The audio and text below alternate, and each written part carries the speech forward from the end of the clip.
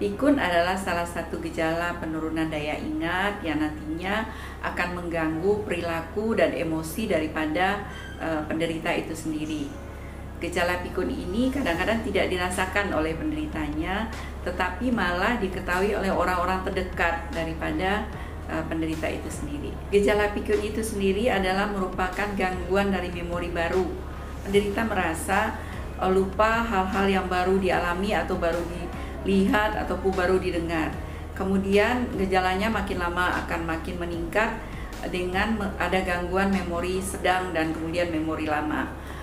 Gejala yang sangat berat adalah penderita tidak mengenali orang yang sangat terdekat seperti suami, anak-anak, dan yang terakhir sekali bahkan penderita tidak mengenali diri dia sendiri. Kalau dia lihat di depan cermin, dia tidak kenal siapa yang ada di depan cermin itu sendiri. Pikun itu sendiri sebetulnya adalah proses normal pada aging daripada manusia. Jadi di atas umur 50 tahun otak kita makin lama makin mengecil, dan bersamaan dengan itu kemampuan daya ingat daripada penderita itu sendiri juga akan menurun. Hal ini sangat dipengaruhi oleh faktor pendidikan, faktor-faktor yang berhubungan dengan interaksi daripada pasien atau penderita itu sendiri dengan dunia luar. Semakin dia menggunakan otaknya, semakin terjadi koneksi-koneksi daripada otaknya sendiri, sehingga kepikunan itu bisa diperlambat oleh proses daripada kembangan daripada otak itu sendiri. Istilahnya adalah koneksi daripada otaknya semakin meningkat. Penderita daripada pikun itu sendiri, dari laporan kepustakaan kita dapatkan kasus laki-laki lebih banyak daripada wanita. Penyebabnya banyak. Yang pertama faktor genetik, kedua faktor-faktor yang terjadi pada otak itu sendiri, yaitu kelainan vaskular, kemudian faktor-faktor infeksi, ataupun faktor-faktor yang mempengaruhi kehidupan daripada lifestyle daripada pasien itu sendiri, seperti alkoholik, perokok berat, dan yang lain-lainnya. Kalau anak muda biasanya disebabkan oleh insal atau ada sesuatu di otaknya yang menyebabkan kepikunan itu sendiri. Seperti kita tahu banyak anak muda yang terlibat daripada narkoba, itu juga bisa menimbulkan kepikunan kepada anak muda itu sendiri. Kemudian gangguan-gangguan yang terjadi di otak, apakah ada stroke-nya ataupun ada tumor atau yang gangguan-gangguan metabolik yang menimbulkan berefek kepada otak sehingga menjadi penderita itu pikun. Screening yang bisa kita lakukan untuk penderita pikun itu adalah ada beberapa tes wawancara yang dilakukan oleh para neurologi ataupun sebetulnya bisa ditapis oleh para dokter umum, kemudian dikonsulkan ke dokter saraf. Nah, dari situ kita bisa menentukan derajat kepikunan daripada penderita itu sendiri. Kemudian kita akan melakukan pemeriksaan brain imaging ataupun juga melihat pembuluh darah daripada otak itu sendiri, dan kita juga melakukan pemeriksaan elektroensefalografi untuk melihat apakah sudah ada gelombang-gelombang pada otak yang akan menimbulkan gejala-gejala pikun itu sendiri. Pertama-tama yang kita lakukan terhadap penderita pikun ini adalah untuk menentukan level daripada kepikunannya sendiri.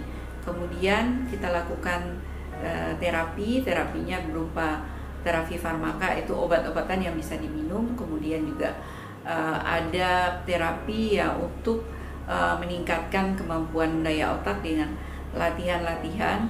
Dan saat ini yang sedang dikembangkan adalah kita melakukan induce gelombang alfa kepada penderita itu sendiri, sehingga setelah dilakukan ini masih dalam tahap persiapan yang kami lakukan di RSPP. Kita akan melakukan atau menginduce gelombang-gelombang atau memprovok gelombang-gelombang aktif di otaknya. Nanti kita akan evaluasi kemampuan daripada daya ingat daripada penderita itu sendiri. kita kenal dengan namanya gelombang QEEG.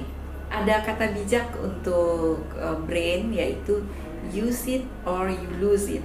Jadi gunakanlah otak itu sendiri, kalau tidak Anda akan kehilangan daripada daya ingat Anda sendiri. Jadi bagaimana caranya untuk mencegah pikun itu sendiri? Aktifkanlah otak kita sendiri. Banyak caranya, dengan membaca, dengan menonton televisi, gunakan indera-indera kita, mata, pendengaran, dan juga skill.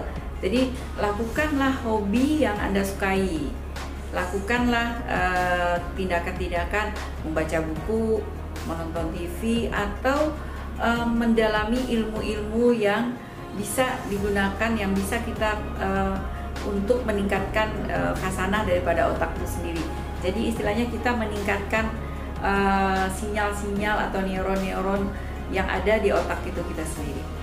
Saya sangat menyadari keluarga-keluarga yang ada penderita pikun di dalam keluarganya itu sendiri, itu adalah satu hal yang sangat berat. Tetapi bagi kita keluarga yang sehat, kita harus mendukung keluarga kita yang menderita pikun itu sendiri. Pertama, pelajarilah ilmu kepikunan itu sendiri. Bagaimana cara keluarga menghandle penderita-penderita pikun, sehingga penderita pikun itu sendiri akan merasa nyaman dengan penyakit yang sedang diidapnya. Bergabunglah dengan klub-klub ataupun perkumpulan-perkumpulan keluarga-keluarga pikun, dan saling memberikan informasi-informasi apa untuk penanganan penderita pikun itu sendiri. Kita tahu pada penderita pikun itu sendiri, dia akan mengalami gangguan pada jiwanya atau depresi ataupun stres, sehingga kalau keluarganya merangkum daripada penderita pikun itu sendiri, akan mengurangi stres daripada penderita pikun, sehingga dia bisa menghadapi kehidupan kedepannya dengan lebih tenang, dan proses atau progresivitas kepikunan itu sendiri kita bisa dihambat. Kasih sayang yang dilakukan oleh keluarga yang humble dalam menangani penderita-penderita pikun itu akan menurunkan tingkat stres dari penderita itu sendiri, sehingga proses perjalanan penyakit kepikunannya bisa lambat. Jika dia ada di antara keluarga yang mengalami lupa-lupa, kemudian pasien kadang-kadang berusaha menutupinya dengan marah, dengan seperti orang depresi, kemudian sudah mulai tidak mau melakukan aktivitas yang biasa dia lakukan, silakan datang melakukan screening di Rumah Sakit Pusat Pertamina, Poliklinik Saraf, mulai dari hari Senin sampai dengan hari Sabtu, sesuai jadwal yang tertera.